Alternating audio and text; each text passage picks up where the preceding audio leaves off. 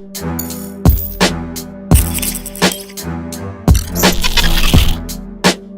right, quick video from SECfans.com. We just wanted to talk just for a minute about how unbelievably broken the ESPN FPI and subsequently its supporting strength of schedule rankings are.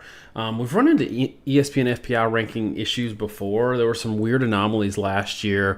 People noticed it, but it seems to have carried over this year. And I think this outlines some of the dangers of running models without a lot of things perfectly tied together. You can run into some weird results. So what we're going to do is outline really where these anomalies are in the strength of schedule rankings and how it contributes to a weird FBI. So Husky, why don't you take it away? The FPI right now, it does two things. One, it has its FPI, the Football Power Index rating, which is, quote, a measure of team strength meant to be the best predictor of a team's performance going forward for the rest of the season.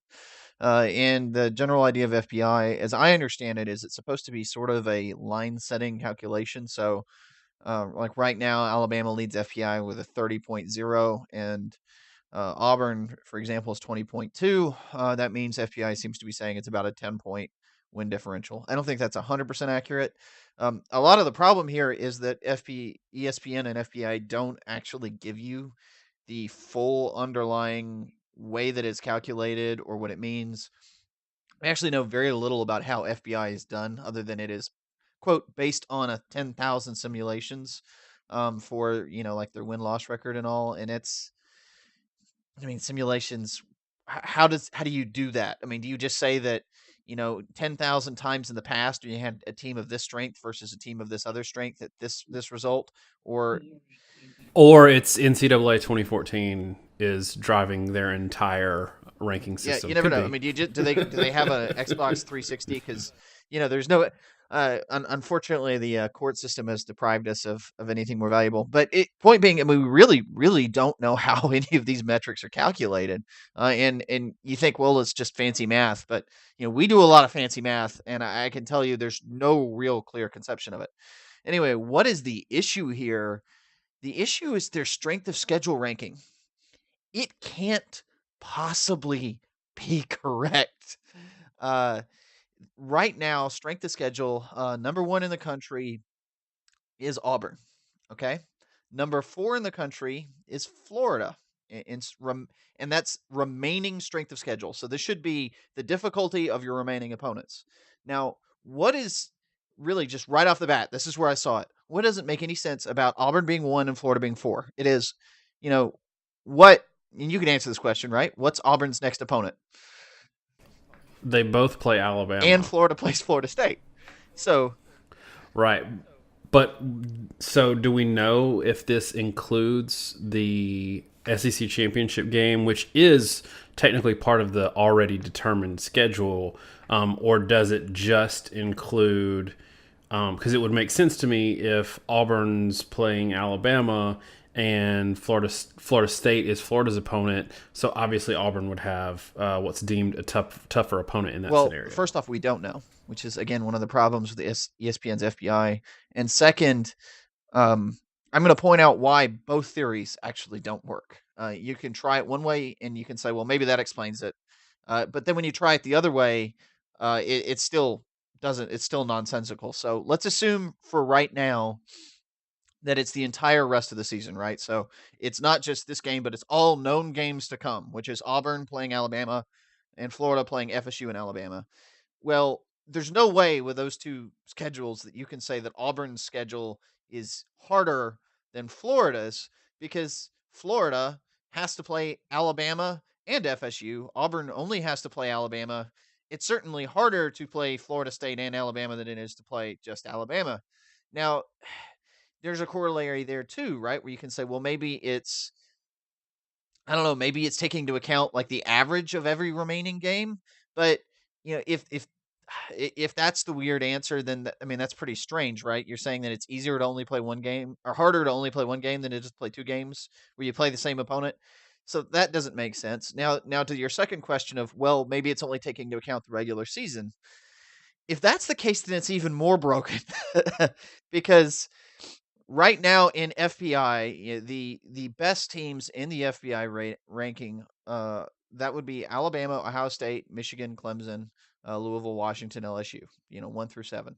So with only one game left, it should be that the most difficult is the one that plays Alabama, which would be Auburn. Okay, so check that box. That makes sense. And then the second most difficult should be the one that plays Ohio State. Third would be the one that plays Michigan. Fourth, the one that plays Clemson. Fifth, one plays Louisville. You get the idea, right? I mean, they should be in inverse order because they all only have one regular season game left. But that's not at all how it works. Michigan, who plays the second ranked team in Ohio State, has the fifth hardest schedule. Ohio State, who plays third ranked Michigan, has the sixth hardest schedule. LSU is ranked 7th and Texas A&M is ranked 14th. And by the way, this is actually the weirdest, most broken one of the entire set because under no theory does this make sense. LSU, right, ranked twice as high as Texas A&M.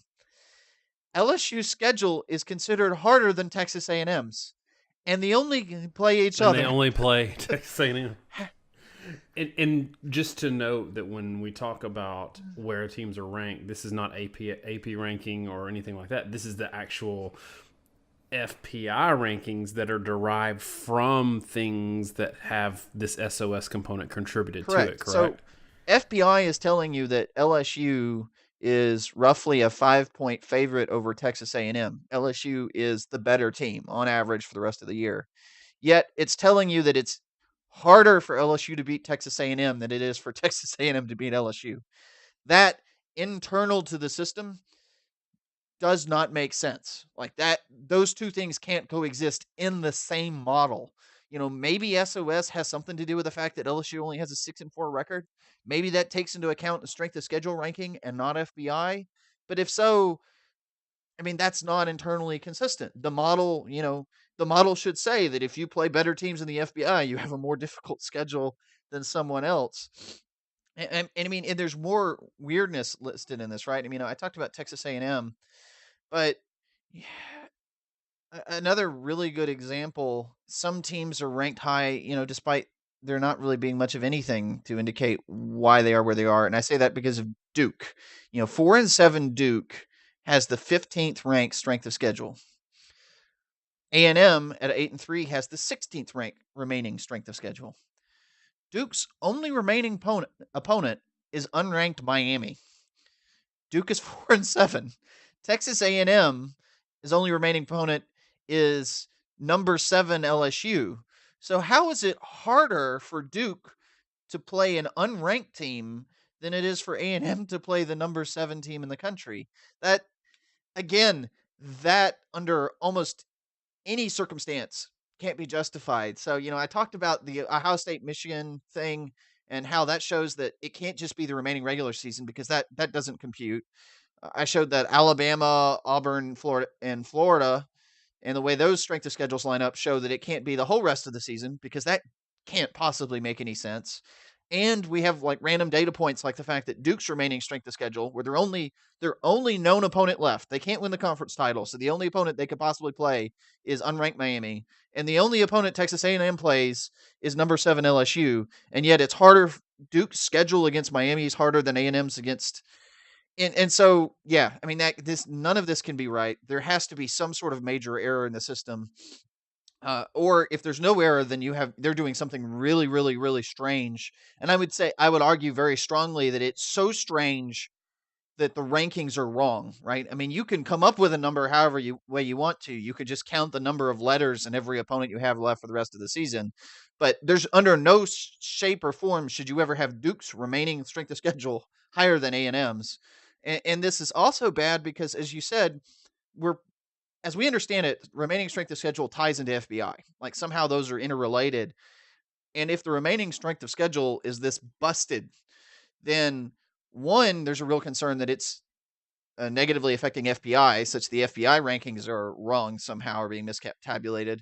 And two, even if it's not being done into FBI, then you wonder how FBI is being used or how it's being calculated. And then you lose faith in whatever ESPN's doing behind the scenes to accurately enter data maybe, or do whatever it is they do to pump up these ratings. But anyway, I find this pretty concerning because it's pretty darn clear that something is broken with remaining strength of schedule rankings on ESPN, and that really undermines a huge. Here's why it's important, because ESPN likes to leverage FPI to drive conversations and narratives either on game day or on their various talking head shows, and they like to use FPI as you know, a fallback to, all right, this is why this should happen, or this is why this team is better.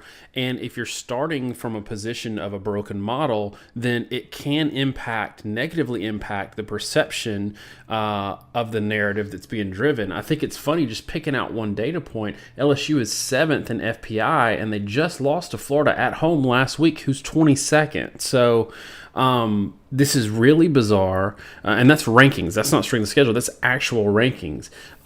So let me ask you this: I've seen a lot of models in the past that they tend to go off the rails when they start to build the model. They crafted it by working back from a desired result to build a model that got them to that result, but it was in a small sample, and it led to, once you have this model at scale, leading to a lot of unintended results. Is that something that could be happening here? I think it's possible.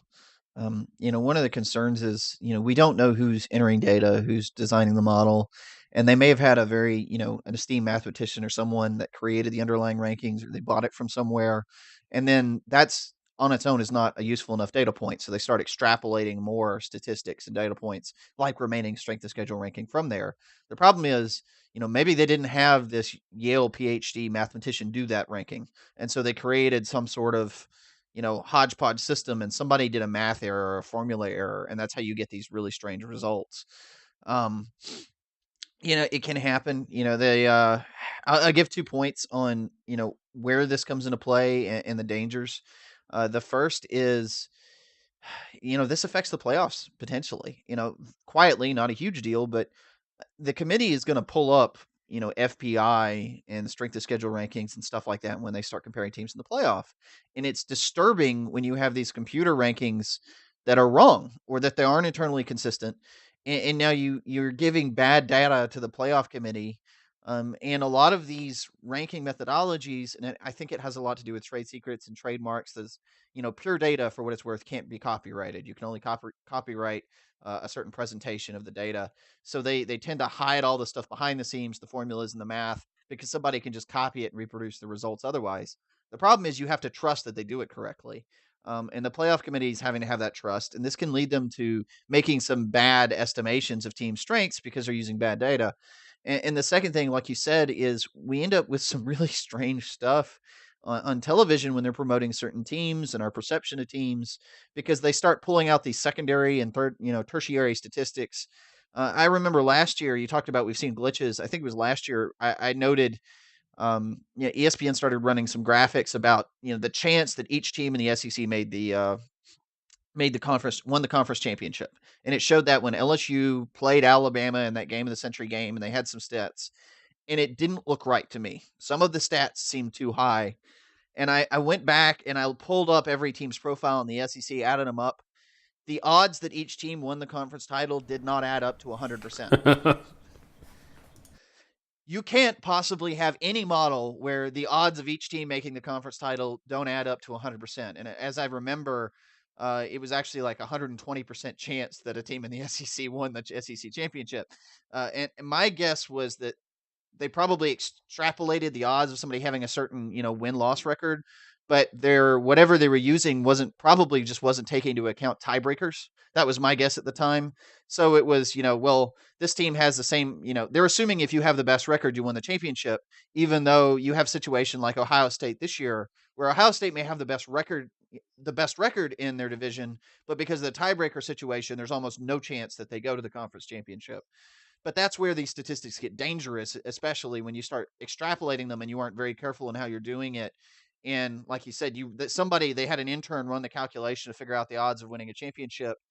he didn't realize he needed to take into account tiebreakers, which it's real easy to run a model and say what are the odds of each win loss record. It's really complicated to do that model and say, oh, by the way, in each scenario, figure out how the tiebreakers are going to work out within the conference. You can't just do that with a formula. You need a lot of extra stuff to make that work.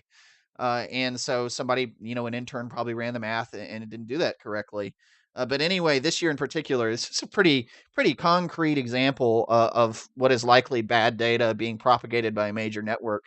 And I thought it's worth pointing out because I haven't seen anybody really note this discrepancy within And ESPN's that's the models. question that I have to you is okay, so two things. One, why is nobody talking about this? And two, why hasn't ESPN punted on this and said, look, if anybody does start talking about it, it really makes us look bad. So it'd be better off to just take it down. I don't know. I don't know.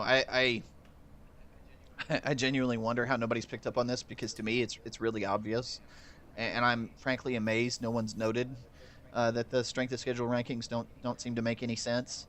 And obviously ESPN wants these statistics because it's like stuff we're doing on the show seems to be getting more popular. I've been writing a blog now for a few years. Like SB Nation, Bill Connolly does a really good one, and so they're trying to get into this statistics ball game. And they want to have numbers to put forth. It drives ratings, makes them look like they really know what's going on. But at the same time, math is dangerous if you don't really know what you're doing. And if you don't have somebody that's really taking ownership of it and looking at the standings and being critical of it and you have commentary on it, it's very easy to throw a formula on the page, say, oh, this is the best team in the country. But, if your formula doesn't make sense or if it has underlying biases, maybe you don't factor in turnovers, maybe turnovers have a huge impact, then you can get really strange and results. Every formula has an internal bias because it's always based off whatever you think is important to a team being good or bad. And you always have to have checks on that. And if you don't, and you don't know what those biases or checks or motivations are with a formula, then I don't know that the numbers are terribly And meaningful. you know what this really reminds me of, and tell me if this rings a bell. This reminds me of when ESPN decided that they were going to get in the recruiting game and compete on the level with Scout and Rivals and 247 Sports. And they completely fell on their face because they stepped outside of where their wheelhouse is and they didn't dedicate enough either resources or just mental capacity to what they were doing. And it shows no matter how big you are, if you're not doing something within your sphere of expertise, you can end up with some really bad results. Yeah, absolutely. I mean, you have to know what it is you're dealing with. You have to understand why it works. And I think it's also very important to be transparent in your process. And if you don't do those things, then you have a very, very good chance of giving out some meaningless or misleading information. So this reminds me of last year, I think it was, when the AP came out with the top whatever 100 teams or whatever of all time, and the formula they used was wildly broken, and they went back later and corrected it. Maybe touch on that a little bit because I know you were kind of leading the charge to not necessarily have them fix it, but to point out all of their flaws in their methodology. So talk about how that's a perfect illustration of how bad data can contribute to something like this. Right. It was a couple months ago, early in the season, AP released their, top teams of all time. And it was based a lot on AP poll rankings. Um, when it first released, I made some notes and tried to point out that there was an error in their math, and it was pretty obvious. They said they were going to give 1 point for your first place ranking, and then it was going to be 2 points if you there was 1 point if you're ranked, 2 points if you're ranked number one, and then 10 points for winning the national title. And that was the way it was explaining the formula. The problem was whoever they had to go calculate everything, um, they calculated it all individually and added it. So rather than giving 2 points for every ranked number one, they gave 2 points for being ranked number one and a point for being ranked. So you got 3 points if you were number one in the poll, and you only got 1 point if you were number two. That was, let me be clear, grammatically, that was not the way the formula was designed to work. It was not the way it was pointed out. And what that meant is if you had if you were ranked number one for 12 weeks in a season, 3 points a week, that's 36 points. If you were ranked number two all season and then won the national title, you were only ranked number one the last week. You won the title, so you only got 13 points. Texas Southern Cal in 2005 is a perfect example. Southern Cal got 3 times as many points for that '05 Vince Young season than Texas did, even though Texas won the championship. I don't think that was the intended result, and it certainly wasn't the way it was supposed to be tabulated. It's just they had an intern add all the ranks at ranked weeks, intern add all the weeks, ranked number one, intern add all the ranks, championship, add them together. And they didn't realize there was going to be an overlap. Well, after I pointed it out about it was a day or two later, all of a sudden, if you went back and looked at that webpage, the AP had edited the formula.